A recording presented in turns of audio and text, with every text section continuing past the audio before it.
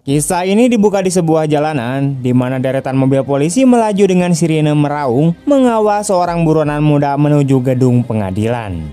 Di dalam salah satu mobil tahanan, pemuda itu tampak pucat dan gemetar, wajahnya penuh ketakutan seolah menyadari bahwa perjalanan ini bukan menuju kebebasan, melainkan ke akhir hidupnya. Seorang polisi wanita bernama Hele duduk di depannya, berusaha menenangkan dengan tatapan yang lembut namun tegas. Dalam hatinya, Hele berjanji akan memastikan keselamatan anak itu sampai sidang selesai, meski ia sendiri tidak benar-benar yakin bisa menepatinya.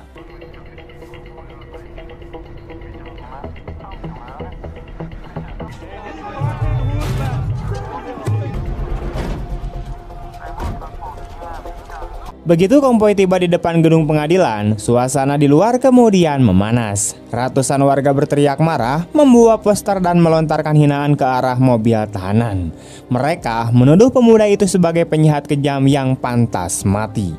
Polisi berusaha keras menahan massa yang semakin beringas, namun tiba-tiba sebuah tembakan terdengar memecah udara. Peluru melesat menembus kaca dan mengenai kepala si pemuda.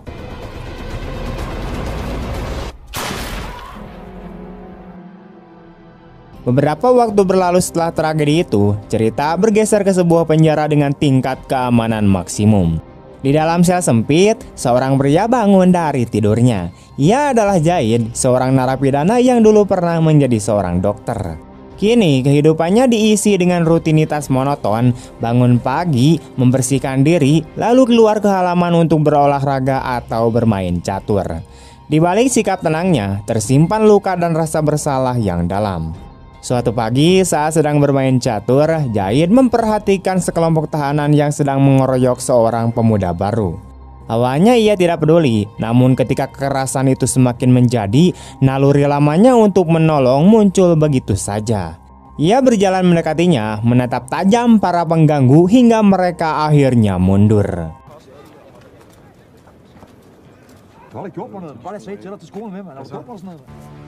Setelah itu, ia mengajak pemuda yang disiksa itu untuk duduk bersamanya.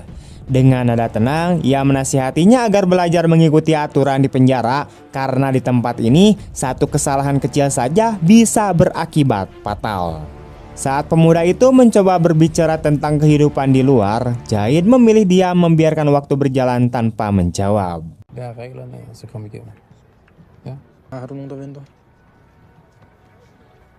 Malam harinya, Zaid duduk di atas ranjang sambil melipat selembar kertas menjadi bentuk burung.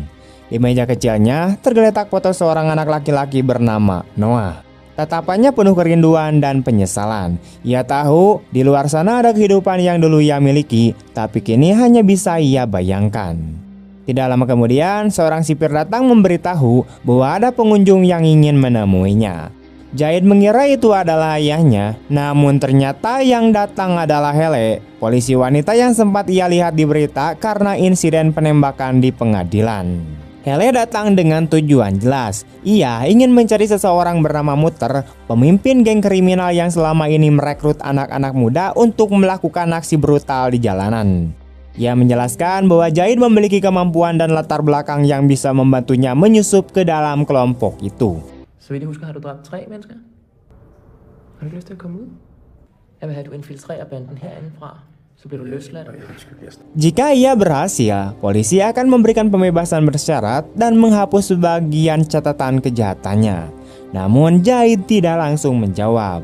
Dalam pikirannya, ia masih teringat pada peristiwa penembakan yang dilakukan di depan pengadilan, peristiwa yang juga merenggut nyawa seseorang yang seharusnya dilindungi oleh Hele. Ia dapat melihat rasa bersalah yang masih tertinggal di wajah wanita itu, dan entah mengapa bagian dari dirinya merasa terikat dengan kesedihan yang sama. Hele terus berusaha meyakinkannya agar mau menerima misi berbahaya itu. Ia mengingatkan bahwa Zaid masih memiliki seseorang di luar sana, seorang anak yang pasti merindukannya. Namun Zaid hanya diam. Ia berdiri meninggalkan ruangan tanpa mengucapkan sepatah kata pun.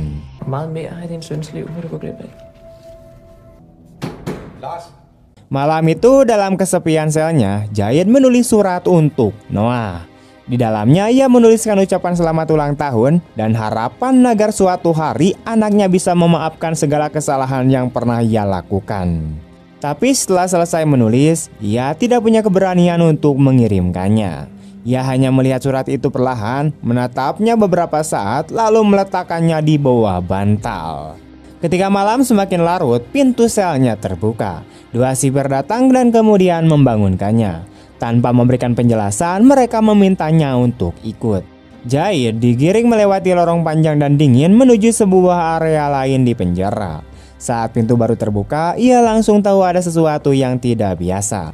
Suasananya lebih keras, lebih gelap, dan penuh dengan wajah-wajah berbahaya. Ia telah dipindahkan ke sel para gangster. Di dalam ruangan, matanya tertuju pada sebuah benda di atas meja, burung kertas yang ia buat sendiri beberapa hari sebelumnya. Saat melihatnya, ia langsung mengerti. Hele telah memulai rencana itu. Kini ia menjadi bagian dari misi beresiko tinggi yang bisa memberinya kebebasan, tetapi juga bisa mengakhiri hidupnya kapan saja. Keesokan paginya, ia berusaha menyesuaikan diri di sel barunya. Tapi ketegangan tidak butuh waktu lama untuk datang. Beberapa tahanan masuk dan mulai mengacak barang-barangnya. Salah satu dari mereka mengambil foto anaknya dan menertawakannya, membuat amarah Jahid memuncak. Tanpa berpikir panjang, ia memukul salah satu dari mereka hingga terjatuh. Pertarungan singkat pun terjadi sebelum akhirnya kelompok itu pergi dengan ejekan kasar. Setelah semua reda, Jahid duduk kembali di ranjangnya, menatap foto Noah yang kini robek di sudut. Malamnya ia mencoba menelepon anaknya untuk sekadar mengucapkan selamat ulang tahun, tapi panggilannya tidak dijawab. Hanya suara nada sambung yang terus berulang membuat rasa rindunya terasa semakin berat. Keesokan paginya, Hele datang kembali ke penjara. Jahid akhirnya memutuskan untuk menerima tawaran yang sebelumnya ia tolak. Ia sadar satu-satunya jalan untuk menebus masa lalunya adalah dengan keluar dari tempat itu dan kembali menjadi seseorang yang berarti bagi anaknya. Hele terlihat lega, lalu memperlihatkan surat pembebasan bersyarat yang sudah disiapkannya. Ia menjelaskan bahwa untuk menyusup ke dalam geng muter, Jahid harus lebih dulu mendapatkan kepercayaan dari para anggotanya. Dan semua itu harus dimulai dari dalam penjara, dari lingkaran terdekat muter yang kini berada di sekitarnya. Her er prøveløsladelsespapirerne. Gyldig fra den dato, jeg skriver på. Giv dig en indgang til banden udenfor. Hvornår kan jeg komme ud? Adil styrer bandens afdeling herinde. Få Adils opmærksomhed. Suatu hari, Jahid kemudian mengambil tindakan di mana dia menghadapi dan melawan seorang gangster di halaman penjara.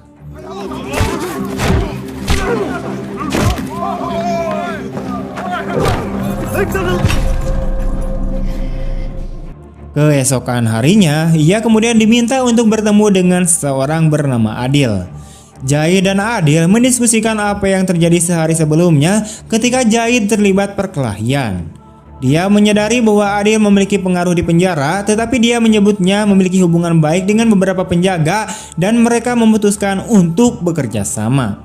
Jahid menerima perintah untuk menghadapi seorang pemuda dari daerah tersebut, yaitu anak dari seorang pelacur yang ditahan di sel 157. Jahid kemudian berjalan bersama Adil dan kelompoknya untuk menemui pemuda tersebut di sel 157. Yang mengejutkannya, pemuda itu adalah pemuda yang sama yang pernah bermain catur dengannya tempo hari. Setelah itu, ia pun dibebaskan dari penjara. Ia pergi ke sebuah gedung tinggi dan bertanya kepada seorang pemuda bernama Didi tentang arah ke lantai 23. Gedung ini adalah tempat tinggal Jahid. Setelah menghirup udara segar di balkonnya, dia pun kemudian pergi ke sebuah pameran dan bertemu dengan Steen yang bekerja di sana. Jahid mengucapkan selamat atas kehamilannya. Namun dia tidak menyangka Jahid akan bebas dan tidak merasa siap untuk menemuinya. Mereka pun akhirnya berdebat, tetapi Jahid bertekad untuk melihat putranya. Akhirnya Steen mengizinkan Jahid untuk menonton Noah berlatih sepak bola. Saat malam tiba, Jahid menerima telepon dari Jimmy yang memintanya untuk bertemu di luar gedung. Dia masuk ke dalam mobil, namun tiba-tiba Jimmy menghentikan mobilnya dan seseorang mencengkeram leher Jahid dari belakang. Jimmy menjelaskan bahwa dia akan mengawasinya karena dia tahu bahwa Jahid adalah seorang dokter. Dia juga mempertanyakan niat Jahid dengan Adil dan kelompoknya.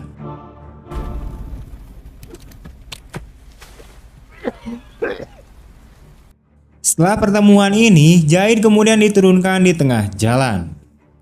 Keesokan harinya, Jahid kemudian bertemu dengan Hele di sebuah pameran. Dia memberitahu Hele tentang Jimmy yang akan terus mengawasinya. Hele memberikan Jahid mikrofon dan perangkat GPS untuk mengumpulkan informasi tentang Muter. Dia meyakinkan Jahid bahwa hanya mereka yang tahu tentang rencana ini dan polisi akan percaya bahwa Jahid adalah bagian dari gangster tersebut. Saat malam tiba, Jimmy kemudian menjemput Jahid dan membawanya ke sebuah lokasi. Sebelum memasuki kamar, Jimmy memeriksa barang-barang Jahid. Di dalam ruangan ada Muter dan kelompoknya. Jahid diperintahkan untuk melakukan operasi pada orang yang terluka. Dia meminta semua orang untuk meninggalkan ruangan agar operasi berjalan dengan tenang. Jimmy. Hal itu membuat Jimmy tidak senang dengan hal ini. Tetapi Muter memerintahkan anak buahnya untuk keluar sesuai permintaan. Namun Muter ingin tetap berada di dalam ruangan karena orang yang terluka itu adalah saudaranya bernama Nasar. Sampai akhirnya Jahid pun berhasil mengeluarkan peluru dari paru-paru Nasar. Keesokan paginya, Jahid mengunjungi rumah Stin yang merupakan mantan istrinya dengan harapan bisa bertemu dengan sang anak. Sayangnya, Noah tidak mengenalinya dan meskipun begitu, Jahid tetap berharap. Ia kemudian disambut sebagai tamu oleh Noah dan Jahid mengajaknya bermain di kamar. Det her, det hedder et stetoskop, hvor de der dutter peges lidt ud af.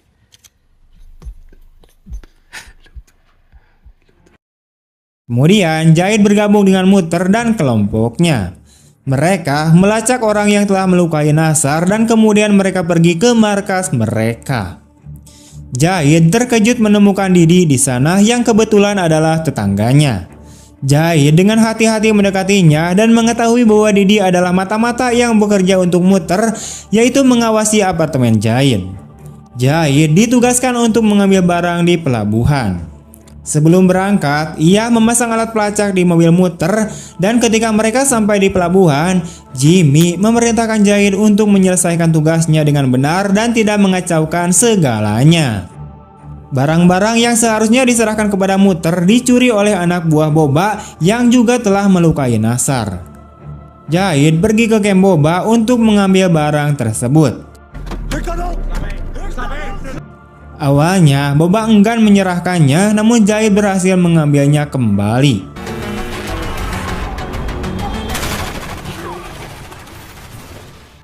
Dia kembali ke kamp Muter dan memberitahu dia tentang situasinya, menjelaskan bahwa Boba telah mengambil obat-obatan itu tetapi dia berhasil mendapatkannya kembali.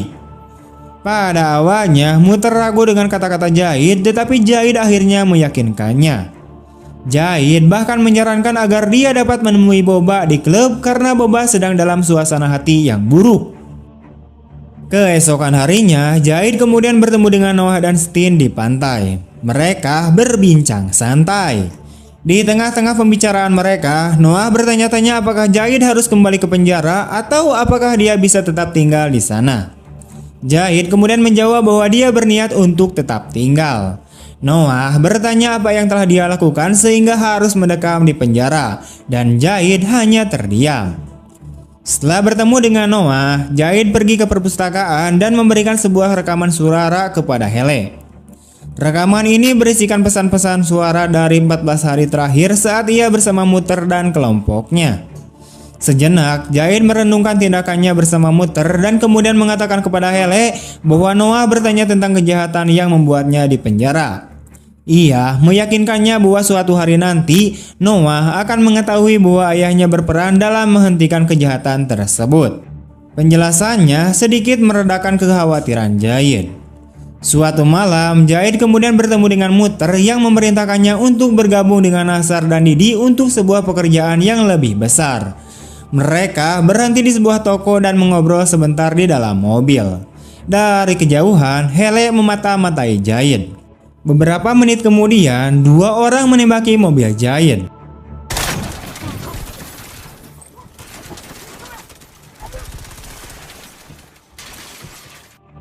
Beruntung Jahid dan Didi berhasil melarikan diri, tetapi Nasar kehilangan nyawanya. Mereka bergegas masuk ke toko yang mereka kunjungi sebelumnya dan 2 orang gangster mengikuti mereka. Hele pun datang untuk membantu Jahid yang memutuskan untuk membiarkan Didi meninggalkan toko dan dia masuk kembali untuk menghabisi para gangster. Yang mengejutkan, dia menemukan Hele di dalam. Ketika mereka sedang berbicara, Didi melihat mereka tetapi berpura-pura tidak menyadarinya. Kemudian Jahid dan Didi kembali ke camp Muter dan Jahid mendengar salah satu anak buah Muter menyebutkan sebuah GPS yang terpasang di mobil Muter. Mereka merasakan ada yang tidak beres saat mendengar polisi mendekati tempat kejadian. Muter mencegah Jahid pergi, mengajaknya ke sebuah bangunan berbentuk garasi. Di dalam, Muter menyiksa seorang pria bernama Rasin yang mencurigai dia mungkin telah berbicara dengan Boba tentang pengiriman narkoboy. Har du sagt til Boba? Jeg har ikke sagt det.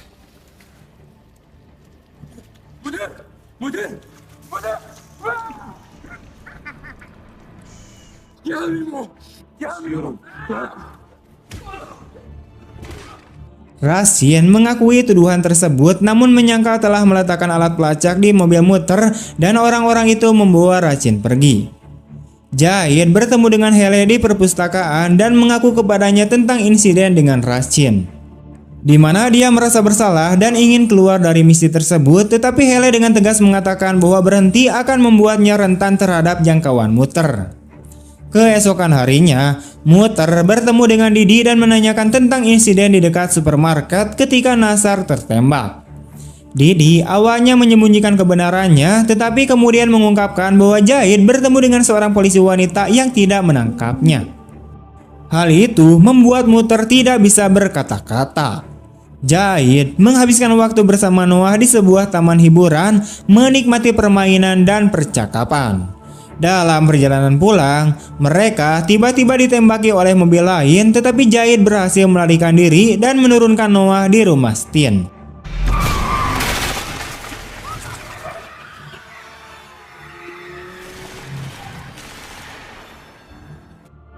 Dia meminta Noah untuk mengingat bahwa dia mencintainya, lalu memeluk dan menciumnya. Sekembalinya ke apartemennya, Jahid mendapati apartemennya berantakan dan foto Noah menghilang. Dia menyadari bahwa ini adalah perbuatan Muter dan memberitahu Hele.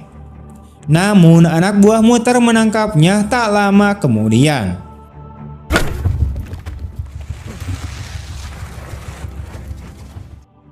Muter kemudian membawanya ke tempat di mana Rasin disiksa dan kemudian mengumumkan niatnya untuk mengunjungi Noah dan Stin.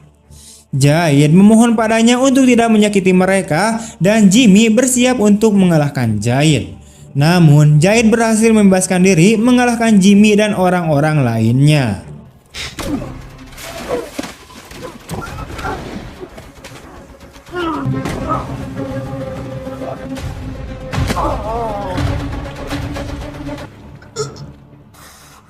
Setelah itu, dia kemudian pergi ke markas Muter, bertekad untuk menghadapinya, tetapi pertama-tama dia harus menghadapi anak buah Muter.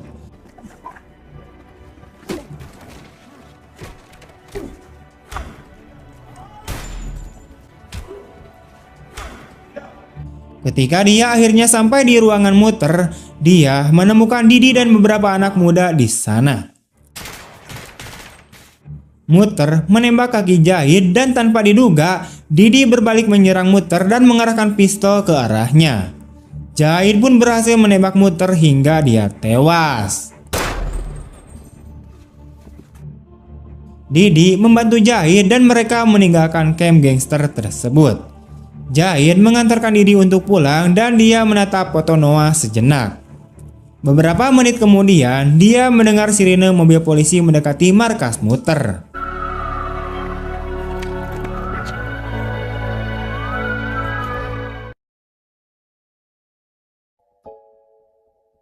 Oke, sekian dulu untuk video hari ini. Bagaimana tanggapan kalian tentang film ini? Jangan lupa tulis di kolom komentar. Dan jika kalian punya rekomendasi film tentang apa selanjutnya yang mau kita bahas, jangan lupa tinggalkan juga komentar di bawah kolom komentar ya.